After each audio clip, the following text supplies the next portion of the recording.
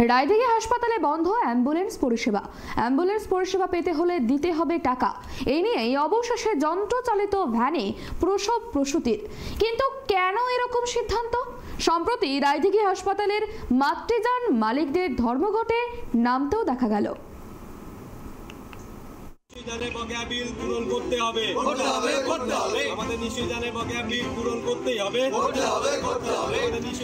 একদিকে সরকারের ঘোষণা, বাড়িতে কোনো মা প্রসব করতে পারবেন না, মাতৃযানের মাধ্যমে তাকে আনতে হবে হাসপাতালে। এদিকে আবার সরকার প্রদত্ত মাতৃযান মালিকদের ৮ মাসের ভাড়া বকেয়া রয়েছে। বাধ্য হয়ে মাতৃযান ধর্মঘটে সামিল হলো দক্ষিণ ২৪ পরগনার রায়দিঘি গ্রামীণ হাসপাতালের মাতৃযান চালকরা এবং তাদের মালিকরা। দেখুন, আমরা তো বহুত দিন ধরে আমাদের মালিক আমাদের মাইনেপত্র দিতে পারছে না। মালিকদের উপরে আমরা প্রেশার ক্রিয়েট করছি। মালিকরা বলছে যে আমরা তো বিল পাচ্ছি না, কোথার থেকে দেবো।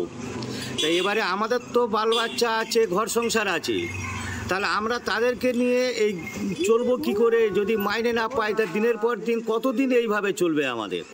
টাকা সত্যি ওরা অনেকদিন টাকা পাইনি, আর তো কিছু টাকা দেওয়া হয়েছে, অল্প কিছু টাকা আমরা পেয়েছিলাম, সেটা তাতেই আমাদের যা টাকা মানে ওদের যা বাকি অনেকটাই বাকি রয়ে গেছে। এখন সামান্য কিছু টাকা ওরা পেয়েছে।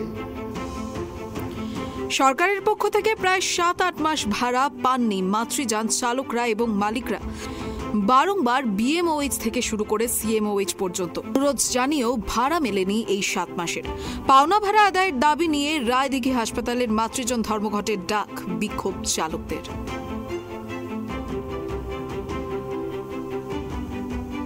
মমতা, ওনাকে আমরা রাত 9:30টার সময় ফোন করি, অ্যাম্বুলেন্সকে ফোন করতে হবে, আমার নিজের মেয়ে এরকম প্রেগনেন্স হসপিটালে নিয়ে যাব। উনি বলছে ঠিক আছে আমি জানাচ্ছি, কিছুক্ষণ পরে আমি জানাচ্ছি। কিছুক্ষণ পরে বলে উনি 10 মিনিট থেকে 15 মিনিট পরে ফোন করে বলছে যে অ্যাম্বুলেন্স আসবে না। কেন আসবে না? না তারা 7-8 মাস এরকম মাইনে পায়নি, তারা অ্যাম্বুলেন্স ওরা আনবে না, মাইনে না পাওয়া পর্যন্ত আনবে না। এদিকে এই সিদ্ধান্তের ফলে অসুবিধার মুখে পড়তে হচ্ছে প্রসূতি ও তার পরিবার পরিজনদের। ইতিমধ্যেই চালককে না পেয়ে, অ্যাম্বুলেন্স ডেকে না পেয়ে বাড়িতে প্রসব করে ফেলেন এক মহিলা। এমনকি আশাকর্মীর কথায় অ্যাম্বুলেন্স না পেয়ে মেশিন ভ্যানে আনতে গিয়ে প্রসব করছে মায়েরা। মেশিন ভ্যানের দাবি আশাকর্মীর, ওই মা ও তার সন্তানকে ৩৬ কিলোমিটার দূর থেকে মোটর ভ্যানে হাসপাতালে আনা হচ্ছিল অ্যাম্বুলেন্স না পেয়ে। তবে পয়সা দিলে অ্যাম্বুলেন্স পাওয়া যাচ্ছে, তাও কিন্তু সময় পাওয়া যাচ্ছে না। আমার বাড়ি থেকে হসপিটালের দূরত্ব 18 কিলোমিটার দূরত্ব। এবার আমি যে এরিয়ায় কাজ করি সেই এরিয়ায় মায়ের বাড়ি একদম নদী বাউন্ডারির শেষ প্রান্তে, সেখানটায় না কোনো অটো আছে না কোনো টোটো আছে। ইতিমধ্যে যখন আমাকে ফোন করলো মায়েরা যে এরকম ডেলিভারি যাবো, অ্যাম্বুলেন্স ডেকে দাও। অ্যাম্বুলেন্সকে ফোন করলাম, তারা তো যাবেই না, অলরেডি বলে দিয়েছে আমরা টাকা পাচ্ছি না, আমরা তাই ট্রাই করছি, যাবো না। এদিকে আবার সরকারি নিয়ম অনুযায়ী হাসপাতালে এসব না করলে জন্ম সার্টিফিকেট থেকে বঞ্চিত হবে শিশু। আর সেখানেই সমস্যায় পড়েছে পরিবার এবং আশাকর্মীরা। আশাকর্মীদের ওপরে আসছে বারবার আঘাত।